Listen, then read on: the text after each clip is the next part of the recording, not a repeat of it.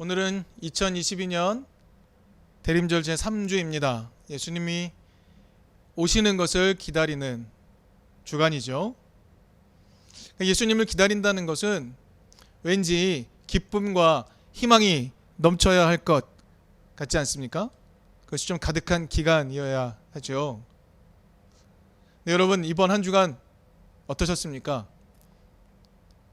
여러분 마음에 기대, 기쁨, 평화 이런 것들이 좀 넘치셨나요? 아니면 좌절, 분노, 슬픔 이런 것들이 가득했나요?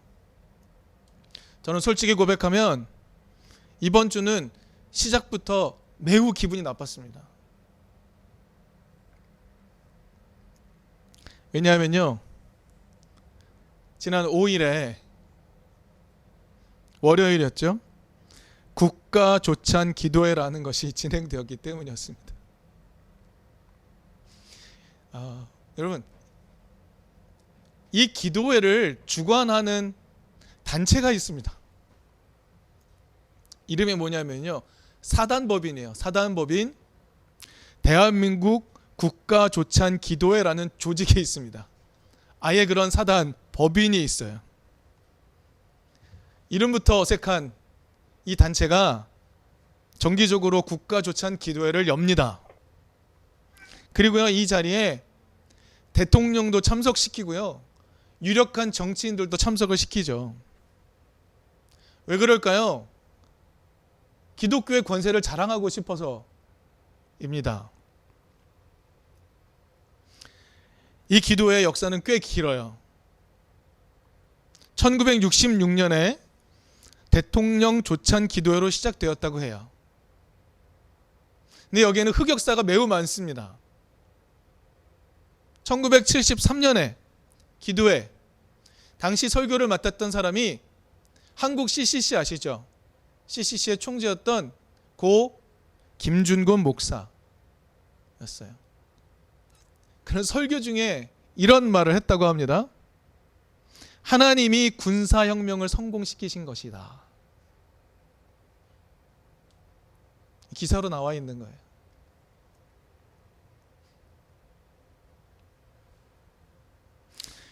또 하나 기억나는 장면이 하나 있습니다. 2011년이었어요. 2011년 길자연 목사라는 분이 국가조찬 기도회 하면서 참석했던 이명박 장로, 그 부인 권사 모두 무릎 꿇려서 기도하게 만들었습니다.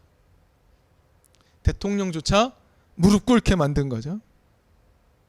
그래서 기독교의 위세를 정말 떨치기도 했습니다. 이때 기독교 힘 셌죠. 힘이 셌습니다. 그런 곳입니다. 그런 국가조찬 기도회를 한 겁니다. 그렇게 위세를 자랑하고 싶어서 국가조찬 기도회를 열었던 거죠. 거기에요, 수많은 목사들이 참여하고 싶어서 안달이 났습니다. 그 자리에 또는 단상에 올라서 한마디 하는 것, 그것으로 자신의 권세를 드러내고 싶은 목회자들 꽤 많습니다. 후원하고 돈 내고 인원 동원하고 참석하는 목사들, 정말 그런 목사들의 욕망을 보면 정말 몸서리가 절로 쳐집니다. 이번 국가조찬 기도회가 또 기분 나빴던 이유가 하나 있었어요. 여지없이 윤석열 대통령 부부도 참석했죠. 정말 요즘에는 보기 힘든 정말 거대한 성경책 하나 들고 참석했습니다. 발언의 기회를 주잖아요. 발언하는데 이런 얘기를 했습니다. 자유민주주의를 지켜나가야 한다는 소명을 받드는 것이 예수님의 가르침을 실천하는 것과 다르지 않습니다라는 말을 했습니다. 자유민주주의를 수호하는 것, 그것이 예수님의 가르침을 실천하는 것과 다르지 않대요. 어떻게 이런 깨달음을 얻을 수 있지? 정말 이 해석은 정말 우리가 소위 말하는 안드로메다로 날아간 기독교에 대한 그의 인식, 그 얘기를 듣는데 정말 실소를 금할 수가 없었습니다. 그런데 또 하나 정말 속상했던 게 있었어요. 동영상을 다 봤거든요. 그 말이 끝나기가 무섭게 박수를 쳐대는 목사들이었습니다. 저에게는 그 일이 신기한 일이었습니다.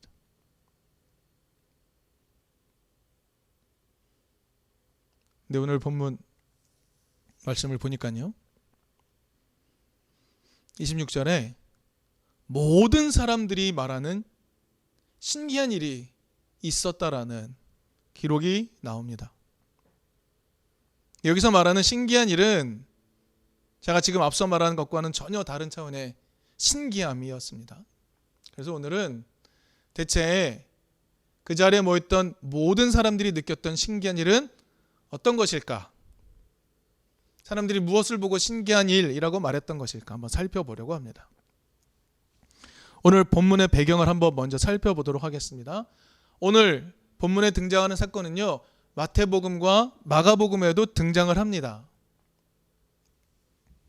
그런데요, 오늘 누가복음 본문은요, 이 사건을 설명하기에 앞서서 예수님과 갈등 관계에 있는 주요 계급을 자세하게 소개하고 있습니다. 17절 말씀을 제가 다시 한번 읽어드리겠습니다. 어느 날 예수께서 가르치시는데 갈릴리 및 유대의 모든 마을과 예루살렘에서 온 바리새파 사람들과 율법 교사들이 둘러앉아 있었다라고 기록하고 있습니다. 매우 자세하게 기록하고 있죠. 누가복음은 예수님과 갈등 관계에 있는 사람들이 지금 예수를 찾아와 둘러앉아 있었다라고 말하고 있습니다. 근데 여러분, 오늘 본문이 일어나는 그 사건이 일어나는 지역은 가버나움입니다. 갈릴리 동네예요. 그런데 저 남부의 예루살렘, 그 유대 지역에서 율법 교사들과 바리새인들이 찾아왔다고 이야기를 합니다.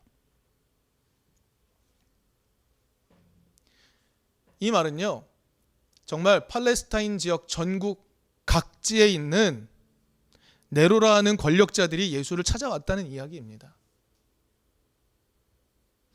질문을 해보죠. 왜 예수를 찾아왔죠? 여러분 어떻게 생각하십니까?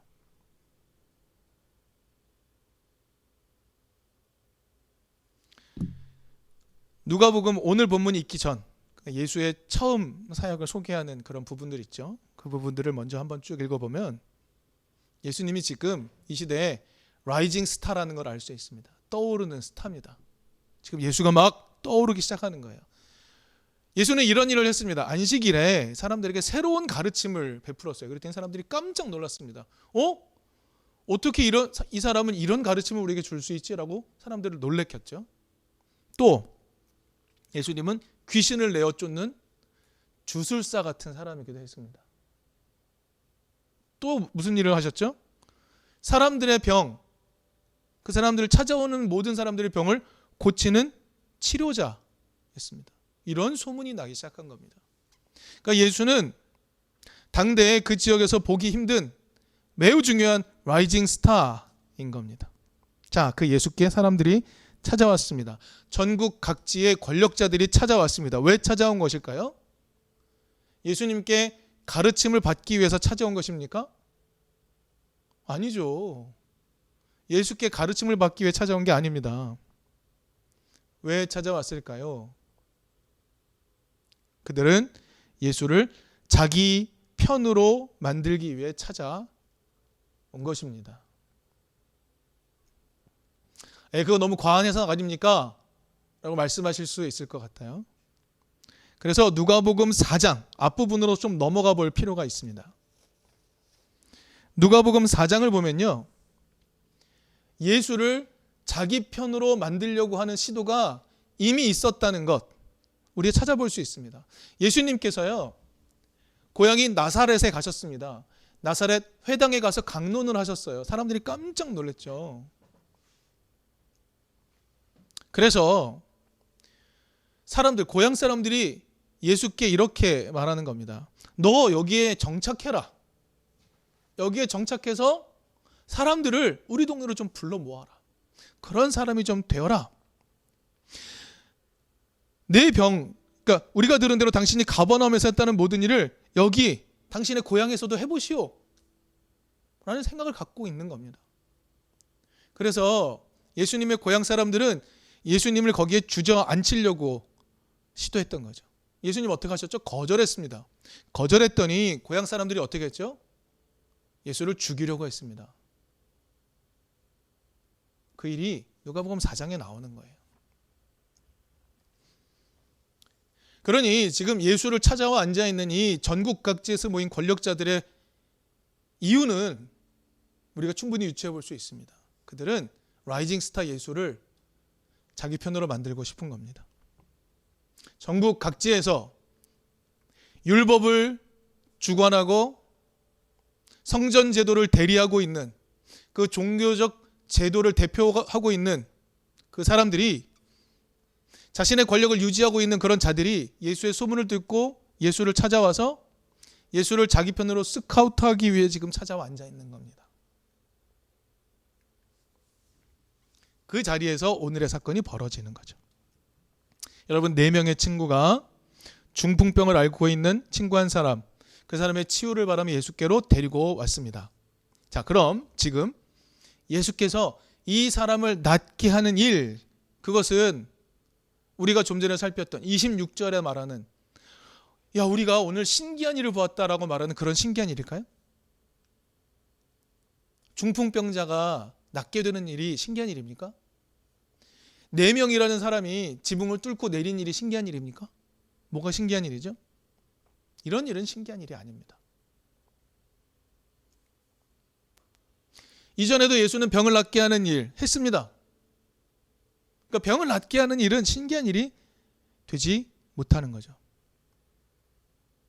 그렇다면 사람들에게 신기한 일은 무엇이었을까?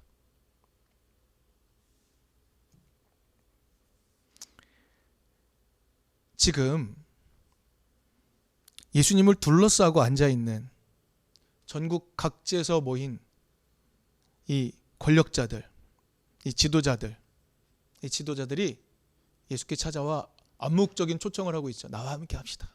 이런 사인들을 보내고 있었을 거예요.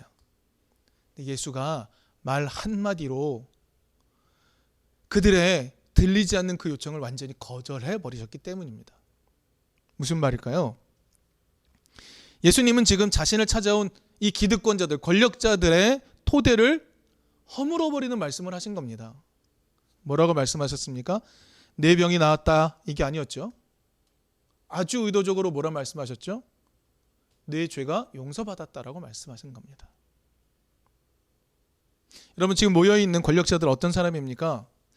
죄의 여부를 율법적으로 판단하는 사람들이죠. 죄를 용서하는 최종적 기관인 성전의 이 권력을 대리하면서 자신의 동네에서 기득권을 유지하는 사람들 앞에서 예수님이 하신 말씀은 어떤 의미를 갖고 있습니까? 그들이 가지고 있는 사회적 권력을 무력화시키는 말씀을 하시는 거죠. 그들의 토대를 허무는 말씀을 하신 겁니다.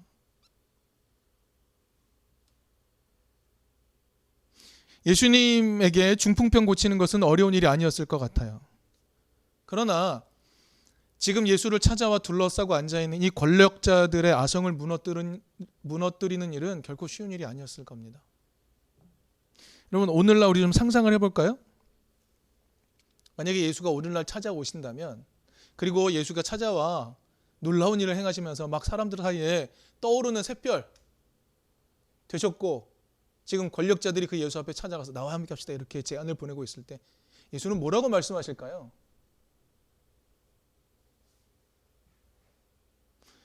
권력자들의 토대가 되는 것을 허무는 말씀은 어떤 말씀일까요? 예수는 그런 일을 하고 계신 겁니다. 그리고 그 일을 매우 의도적으로 하고 계시죠. 그 일 때문에 사람들이 신기한 일을 보았다라고 말한 겁니다. 우리가 오늘 신기한 일을 봤다. 잠시 후에 좀 더 설명하겠지만 신기한은 그냥 놀라운 정도가 아닙니다. 그런데 이 과정에서 성경은 중요한 언급을 한 가지 더 하고 있죠. 바로 예수께서 이런 말씀을 하시는 겁니다. 예수께서 누구의 믿음을 보시고 그 병자를 고치셨나요? 예수께서 4명의 친구들, 복수로 되어 있습니다. 그들의 믿음을 보시고 그 중풍병 환자에게 말씀하십니다. 이 사람아, 내 죄가 용서받았다라고 말합니다. 다시 한번요. 예수님이 네 사람의 믿음을 보시고 중풍병자에게 내 죄가 사함받았다라고 말한 거예요. 여러분, 우리가 지난 2주, 3주 동안 믿음에 대해서 이야기하고 있죠. 믿음이 어떤 것인가? 예수님이 대체 그 4명의 믿음, 무슨 행동을 믿음이라고 말씀하신 거죠? 무엇을 믿음이라고 말씀하신 겁니까? 여러분, 당시에 사회에서, 오늘날도 그렇게 여전하죠. 병을 당하면 이게 누구의 죄 때문인가, 누구 잘못 때문인가, 이런 생각으로 신속하게 넘어가기 마련입니다. 당시에는 어땠죠?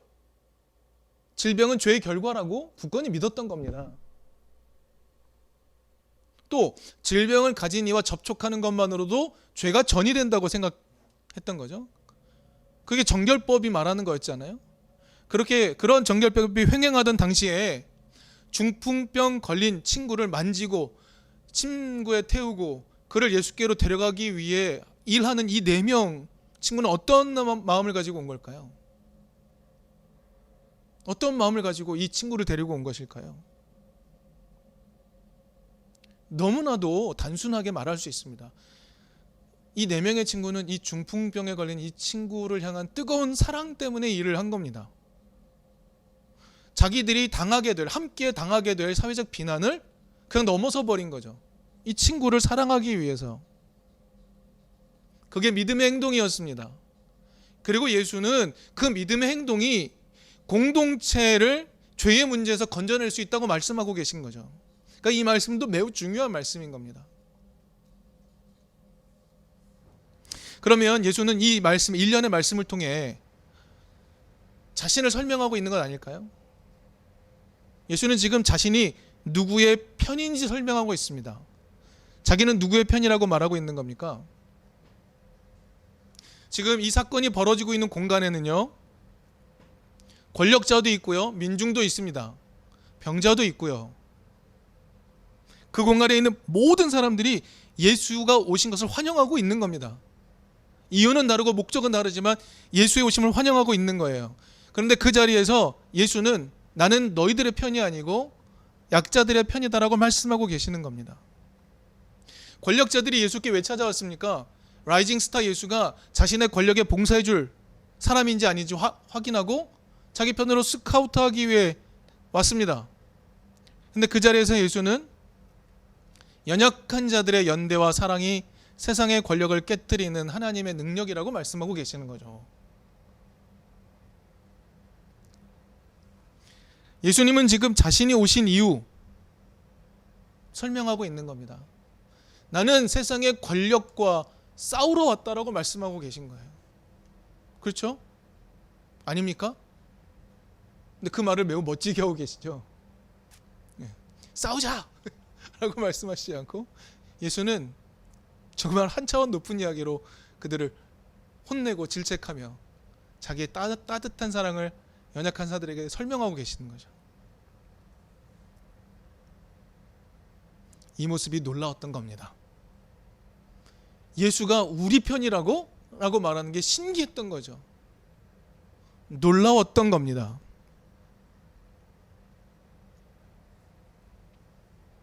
여러분, 26절을 제가 오늘 본문의 말씀으로 읽고 오늘 나와 있는 대로 좀 읽겠습니다. 26절에 이렇게 되어 있습니다. 사람들은 모두 놀라서. 여러분, 사람들이 모두 놀랐다. 이게 어떤 뜻이냐면요, 거기에 있는 모든 사람들이 놀랐다는 겁니다. 여기서 놀랐다는 건요, 깜짝 놀란 게 아니고요, 황홀경을 경험했다는 뜻입니다. 엑스타시라는 의미 갖고 있습니다. 너무너무 놀란 거예요. 단순히 놀란 게 아니라 흥분이 될 정도로 놀란 겁니다. 여러분, 흥분이 된다는 건 어떤 것이죠? 뭔가 내 안에서 아드레날린이 폭발하듯이 너무너무 즐겁고 행복한 일이 터져 나오는 거예요. 모든 사람들이 그렇게 놀란 겁니다. 그 자리에 있는 모든 사람들이 놀라서 황홀경에 빠져서 하나님을 찬양하였으며, 여기서 찬양했다는 말은 영광을 돌렸으며 라는 의미도 가지고 있습니다. 그리고 두려움, 여기 또 공포라는 의미도 갖고 있어서 또는 공포를 느끼면서 이렇게 말했습니다. 오늘 우리는 신기한 일, 여기서 신기하다는 건요, 놀랍다, 기이하다 라는 의미를 갖고 있습니다. 놀라운 일을 보았다라고 이야기합니다. 그러니까 단순히 신기해 이게 아니었어요. 이 표현은요, 신약 성경에서 여기에만 등장합니다. 신기한 일, 이 말은 여기에만 등장해요. 무슨 의미인가? 이 일이요, 이 신기한 일, 이 일이 매우 상징적인 일이라는 거예요. 지금 누가복음의 초반부죠, 그렇죠? 이 이후로 누가복음 안에서 드러나는 예수의 모든 사역은 이 신기한 일을 기준으로 펼쳐진다는 거예요. 이게 기준이 되는 거죠. 이게 신기한 일인 겁니다. 신기한 일. 이 신기한 일을 모든 사람들이 함께 본 거예요. 여러분 놀랍지 않습니까? 여러분 오늘 누가복음에서 권력자들은 가만히 있지 않습니다. 그렇죠? 누가복음에서 권력자들이 어떻게 했습니까? 여러분 말씀드렸지만 마태, 마가복음에도 이 내용이 나옵니다. 근데 그 본문에서는요, 거기에 있던 율법 학자들, 바리새인들이 속으로 생각했다라고 기록이 돼 있어요. 근데 누가복음은 정확하게 이렇게 이야기합니다. 소리를 내어 그들이 말합니다. 이 사람이 하나님을 모독한다라고 정죄하죠. 화가 나겠죠? 하나님을 모독한다고 정죄하고 적극적으로 저항하기 시작합니다. 여러분 지금 예수님이요, 세상에 싸움을 걸고 계시잖아요. 누구 편에 서서요? 연약한 자들의 편에 서서. 그리고 너희들이 보여주고 있는 그 뜨거운 사랑이 답이다라고, 너희들의 죄의 문제를 다 해결할 수 있다라고 말씀해주고 계시잖아요. 죄로 인해 소외당하고 외면당하고 고통당하고 있는 너희들의 삶의 문제를 해결할 수 있다고 말씀하시잖아요. 예수님 지금 싸움을 걸고 계시는 겁니다. 권력자들과 싸우고 나는 연약한 자들의 편이라고 말씀하시는 이 장면에서 그 안에 있던 모든 사람들이 황홀경을 경험했던 것이죠. 여러분 예수는요 지금 자기가 누구 편인지 선포하고 계시는 겁니다. 그것이 그곳에 모인 모든 사람에게 매우 놀라운 일이었다는 거예요. 신기한 일. 이런 게 신기한 일입니다.